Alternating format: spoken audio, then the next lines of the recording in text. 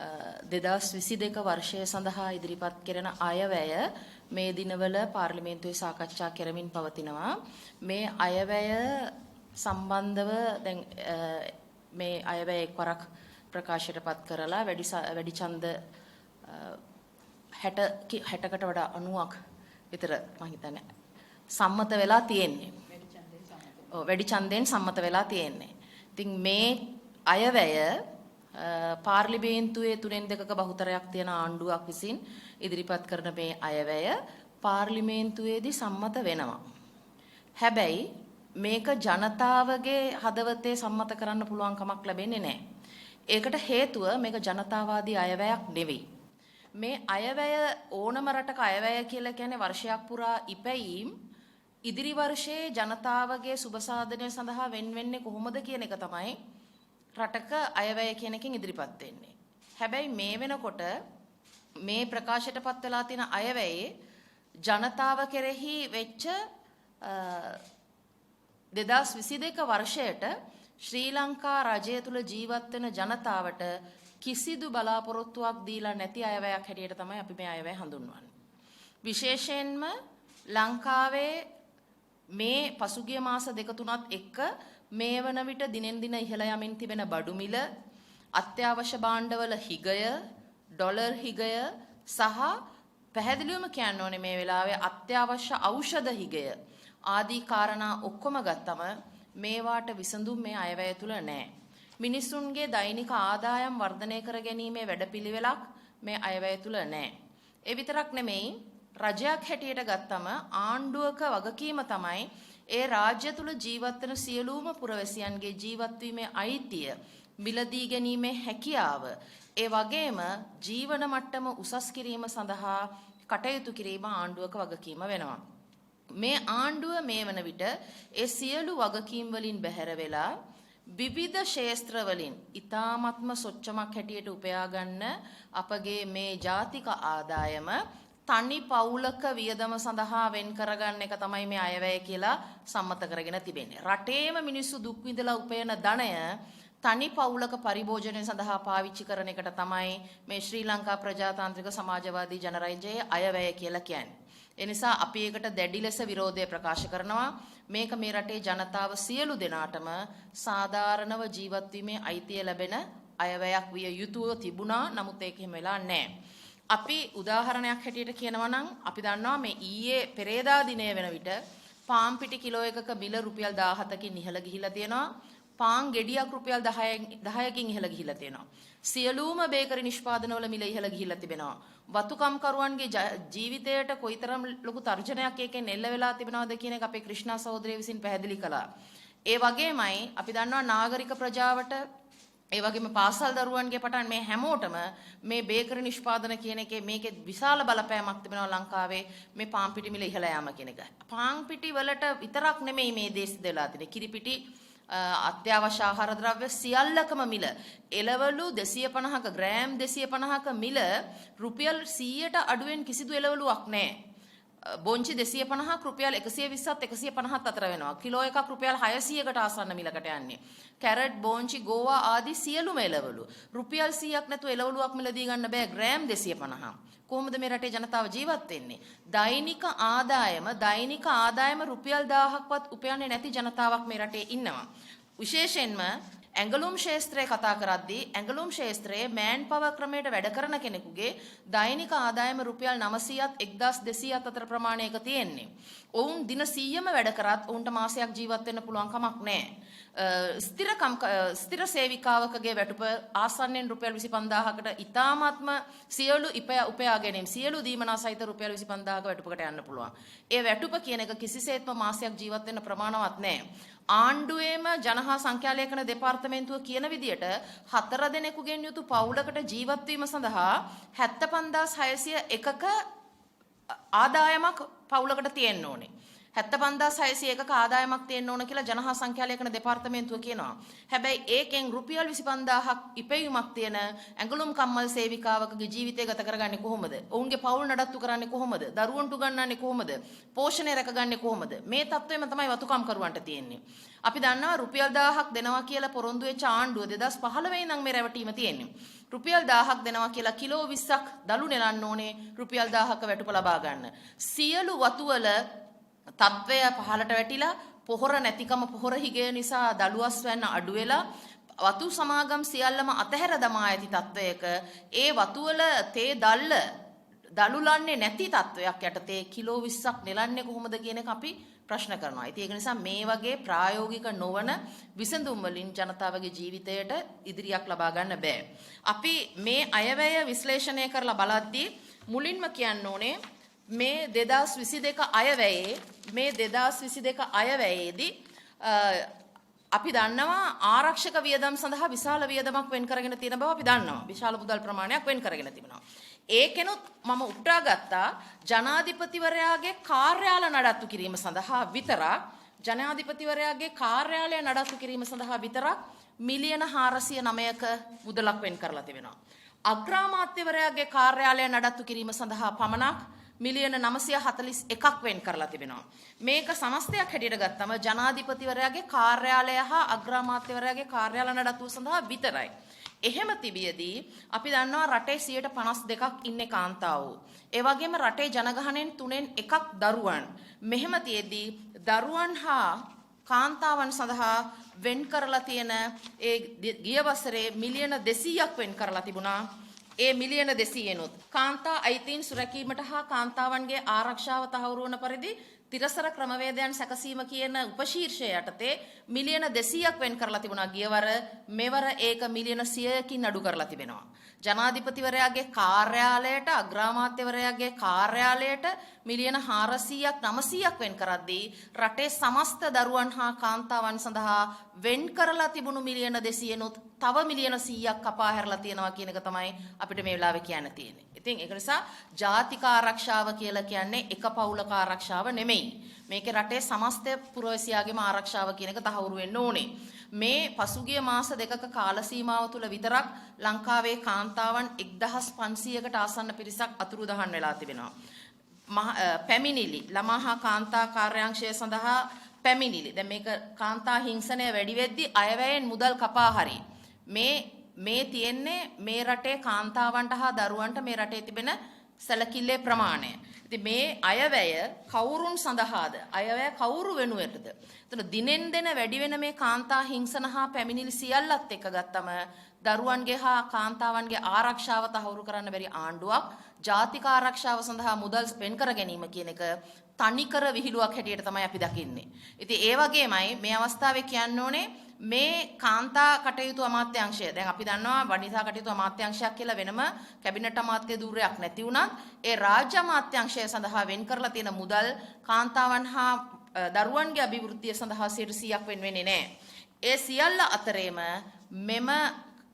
මේ පෞද්ගලික පරිහරණය සඳහා අපි දන්නවා රාජපක්ෂ පවුලේ ඇමතිවරුන් 5 දෙනෙක් අතේ චමල් රාජපක්ෂ, ශෂීන්ද්‍ර රාජපක්ෂ, නාමල් රාජපක්ෂ, ඒ වගේම ගෝඨාභය රාජපක්ෂ ජනාධිපතිවරයා සහ මහින්ද රාජපක්ෂ අග්‍රාමාත්‍යවරයා වෙනුවෙන් තමයි මේ සියල්ලම උන් වෙන් කරගෙන තියෙන්නේ. වැඩිම මුදල් ප්‍රමාණයක් වෙන් කරගෙන තිබෙන්නේ. ඉතින් නැවතත් කියන්න තියෙන්නේ ජාතික ආරක්ෂාව කියලා කියන්නේ තනි පවුලක ආරක්ෂාව නෙවෙයි කියන කාරණාව.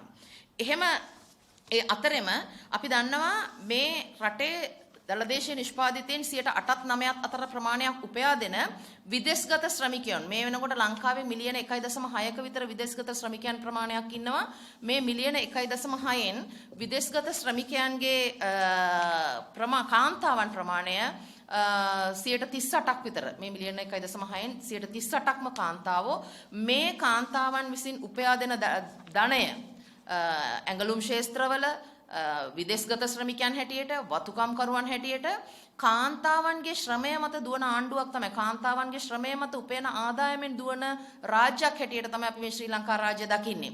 එහෙම තිබියදීත් මේ අයවැය තුල ඉදිරි වර්ෂයේදී පසුගිය වසරේදීත් 2021 වර්ෂයේදීත් විදේශ සේවා නියුක්තිකයන්ගේ ප්‍රේෂණ උපයා එවීම ඇමරිකන් ඩොලර් මිලියන 4577ක් දක්වා. ඒ කියන්නේ ඍණ 9.3ක අඩුවක් පෙන්වනවා. ඒතර මේ සඳහා විකල්ප. ඒ කියන්නේ විදේශගත ශ්‍රමිකයන් විශාල ප්‍රමාණයක් මේ කොවිඩ් වසංගතයත් එක්ක නැවත අපේ රටට ඇවිල්ලා ඔවුන් විදේශ රැකියාවලින් ඉවත් වෙලා ඇවිල්ලා ඉන්නවා. ඒතර ලංකාව තුල මේ එම ශ්‍රමිකයන්ගෙන් යැපුණු එම ශ්‍රමිකයන්ගේ ආදායමෙන් යැපුණු පවුල් වලට මේ ඉදිරි වර්ෂය සඳහා කිසිදු විසඳුමක් හෝ විකල්පයක් රට තුල පෙන්눔 කරලා නැහැ. අපි දන්නවා රටක ඉදිරි වර්ෂ සඳහා සැලසුම් හොයද්දී බදු ගහලා දඩ ගහලා විතරක් රටක ජාතියක ආදායම දුවන්න බෑ. රටේ වියදම් දුවන්න බෑ. එතකොට මේ අයවැය තුල ඉදිරි වර්ෂය සඳහා කිසිදු නිෂ්පාදනයක්, කිසිදු කර්මාන්තයක් ගොඩනැංවීම සඳහා හෝ නව මුදල් උත්පාදන ක්‍රමවේදයක්, නව ආර්ථික උත්පාදන ක්‍රමවේදයක් පිළිබඳව කිසිදු විකල්පයක් මෙහි සඳහන් කරලා නැහැ. එතකොට ජනතාවට මේ වෙනකොට තීන්දුවක් මේ වෙනකොට ඒ විදේශගත ශ්‍රමිකයන් ලංකාවට ආවට ඔවුන් මේ රට තුළ රැඳුනට ලංකාවේ ජාතික ආදායමිනුත් අඩු වෙනවා. ජාතික ආදායමට බලපෑම් වෙනවා විතරක් නෙමෙයි සෑම පෞද්ගලික ගෘහ ඒකකයකටම මේ ආර්ථික කඩාවැටීම කියන එක බලපානවා. එතකොට ඉදිරි වර්ෂයේදී මේ ආර්ථික කඩාවැටීම වෙනුවට විකල්පයක් හඳුන්වා දීමට මේ ආණ්ඩුව අසමත් වෙලා තිබෙනවා. ඒ වගේමයි ඔවුන්ගේ එකම ක්‍රමෝපාය වෙච්ච මේ ආණ්ඩුවේ එකම ක්‍රමෝපාය වෙච්ච බදු දන්නවා ලංකාවේ වක්‍ර බදු හා ඍජු බදු දෙකෙන්ම වක්‍ර බදු උපයා ගැනීම තමයි වැඩිම ප්‍රමාණයක් තිබෙන්නේ. එළඹෙන 2022 වර්ෂය සඳහා ඔවුන්ගේ ඇස්තමේන්තුගත බදු ආදායම වක්‍ර බදු ආදායම පෙර වසරට වඩා 45%කින් ඒගොල්ලෝ ඉහළ දමලා තිබෙනවා. වක්‍ර බදු 45%කින් ඉදිරි වර්ෂය සඳහා ඉහළ යනවා කියලා කියන්නේම ලංකාවේ පරිභෝජනය කරන සියලුම අත්‍යවශ්‍ය භාණ්ඩවල මිල ඉහළ යනවා කියන එකයි. ඒ නිසා මේ භාණ්ඩ මිල ඉහළ යාම සහ භාණ්ඩ හිගය කියන එක ඉදිරි වර්ෂයේදී මීටත් වඩා දරුණු තත්වයකට යනවා. ඒක මේ පැවතිච්ච පොහොර හිගය නිසා ආහාර ද්‍රව්‍ය වල නිෂ්පාදනය අඩු වුණා. ඒ නිසාම මිලේ ඉහළ යාමට තව වක්‍රාකාරයෙන් ඒක උදව් වෙනවා.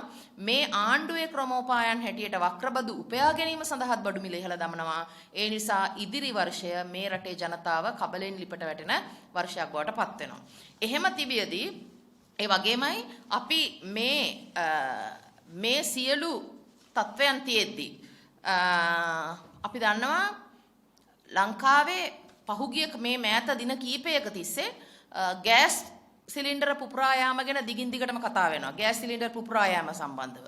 මේ ගෑස් සිලින්ඩර් පුපුරා යාම පිළිබඳව අද වෙනතුරු රජයේ පාර්ශවය ගත්තු ක්‍රියාමාර්ග මොනවාද කියන එක අපි ප්‍රශ්න කරන්න කැමතියි.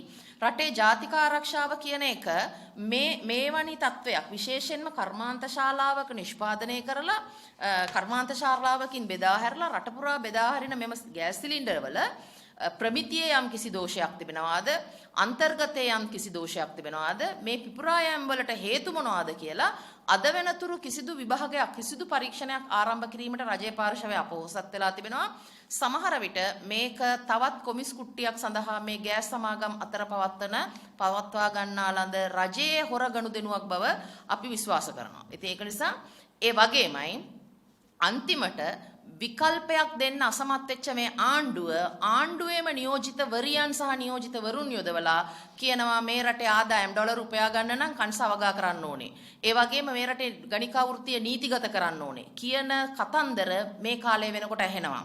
අපි දන්නවා රටේ ආර්ථික හිමිකම් දෙන්න අහිමි වෙච්ච රටේ කාන්තාවන්ට දරුවන්ට කන්න බොන්න අත්‍යවශ්‍ය ආහාර පානවල මිල පාලන මිලකින් පවත්වා ගන්න බැරි වෙච්ච සමාගම් හිමිකරුවන්ට කඩ හිමියන්ට මෝල් හිමියන්ට ඕන විදියට අතේ නැට වෙන ආර්ථිකයක් නිර්මාණය කරපු මේ ආණ්ඩුව මේ වෙනකොට කාන්තාවන්ට කියනවා කාන්තාවන්ට ගණිකා වෘත්තිය නීතිගත කරනවා කියලා. ඉතින් මේවා මොන විහිළුද? අපි කියන්නේ ජීවත් වීමේ අවම අයිතියවත් වෙන්න බැරි. අපි කාන්තාවන්ට මේ රට තුල ඇත්තටම ආර්ථික හිමිකම් සම්පූර්ණ වෙලා නැති තැනක සෞඛ්‍ය හා අධ්‍යාපන පහසුකම් සම්පූර්ණ වෙලා නැති තැනක වෘත්තීය අයිතිවාසිකම් නිසි පරිදි ආරක්ෂා නොවුණු තැනක ආර්ථිකයේ සමාන බෙදීමක් නැති තැනක ලිංගික ශ්‍රමිකයාගේ කාර්යභාරය නීතිගත කරනවා කියලා කියන්නේ උඹලා මේ ලිංගික ශ්‍රමකාරය සඳහා ඵලයල්ලා කියලා ආණ්ඩුව නිර්දේශ කරනවා.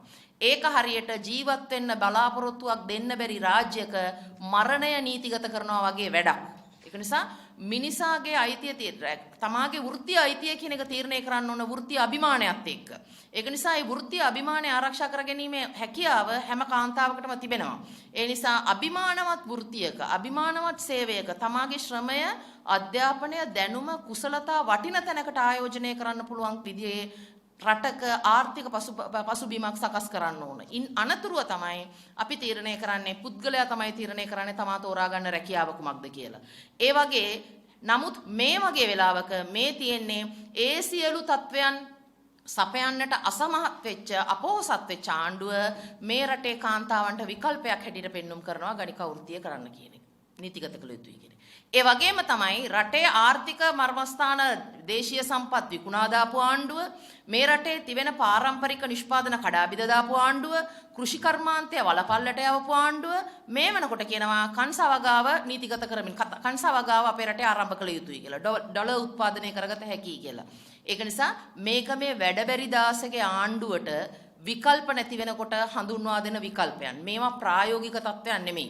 මේ රටේ අනාදිමත් කාලයක ඉඳලා පැවතිච්ච සාම්ප්‍රදායික ඒ වගේම අපේ රටේ වටිනාකම් හැටියට තිබුණු සියලු දේශීය සම්පත් විකුණා දමමින් මේ රට විදේශ රටවල ණය උගුලකට හිර කරමින් සංවර්ධනය කියන මුවාවෙන් විශාල තමන්ටයි තමන්ගේ වටේ ඉන්න ව්‍යාපාරිකයන්ටයි තමන්ගේ හොර මුලකට මේ රටේ තියෙන සියලු සම්පත් හුරගත්තු ආණ්ඩුව මේ පෙන්වන විකල්ප වලින් සුරංගනා කතා වලින් මේ රටේ ආර්ථිකය ගොඩනගන්න බෑ. දැක්මක් වැඩපිළිවෙලක් ක්‍රියාමාර්ගයක් නැති මේ ආණ්ඩුව කෙසේ හෝ ඉදිරි මේ අයවැය පාර්ලිමේන්තුව තුළ සම්මත කරගත්තත් ජනතා පාර්ලිමේන්තුව මහපාරේදී මේ අයවැයේ තිබෙන මේ කොටස් ඒ වගේම මේ අත්නෝමතික ගමන් මාර්ගය පරාජය කිරීමට වීදි සටන් මේ රටේ ජනතාව මහපාරට බහිනවා. මොකද උන්ට ඒ දරිද්‍රතාවයත් භාණ්ඩ මිල ඒ දිනෙන් දින ඇතිවන මේ උග්‍රවන ප්‍රශ්න ගැටලු ආදිය පිළිබඳව ජනතාවට තවදුරටත් දරාගෙන ඉන්න බැරි වෙනකොට ජනතාව මහපාරට බහින්න සිද්ධ වෙනවා. ඒ නිසා මේ පාර්ලිමේන්තුව තුල සම්මත කරගන්න අයවැය මහපාරේදී අකුල ගන්න ආණ්ඩුවට සිද්ධ වෙන බව මතක් කරමින් අපි නවතිනවා. මොකද මේක ආණ්ඩුවට රතු එලියක් දැල්වා සිටිනවා. ඔවුන් මොන විදිහේ විගඩම් වලින් මේක වහන්න හැදුවත් ජනතාව අවබෝධ කරගනිමින් ඉන්න නිසා. ස්තුතියි. දැන් ඔබතුමිය සඳහන් කරා මේ ගෑස් කුපුරා යාම සම්බන්ධයෙන් අද දවසේ මේ සම්බන්ධයෙන් තමයි වැඩිපුරම කතා බහට ලක් වෙන්නේ. දැන් ඔබතුමියලා දේශපාලනය කරනවට අමතරව ගෘහිණියක් විදියට කොහොමද දැනෙන්නේ මේ ගෑස් සිලින්ඩරේ ගාවට ගිහිල්ලා උයන්නෙම ගියාම කුස්සියට ගියාම කොහොමද දැනෙන්නේ?